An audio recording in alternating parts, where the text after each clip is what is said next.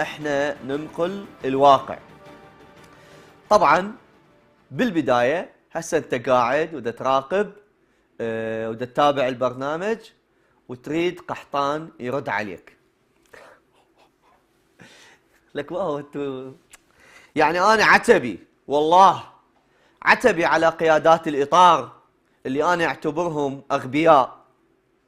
القيادات اعتبرهم اغبياء، انه لما تريدون تجيبون عالم تهاجمني لازم تجيبون عالم من مستواي حتى تقدر لي، مو تجيبون زعاطيط وتافهين، واحد ملطلط تافه زعطوط وواحد محمض وين ما يمشون عليه يقولون باطه محمض.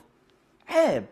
وتجيبون واحد طويل اهبل، مشغلين وموظفين قنواتكم وبرنامجكم وتصرفون فلوس على مود تهاجمون قحطان.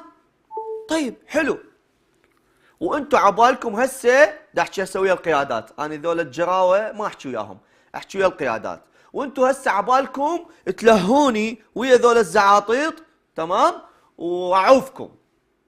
لا والله هسه لو تجيبوا لي فيلم 6 تعرضوه تقولون هذا قحطان، والله ما ادير بال ولا لي علاقه، لك انا عندي مشروع، كان عندي انتم هدفي، انتم هنا حاطكم براسي.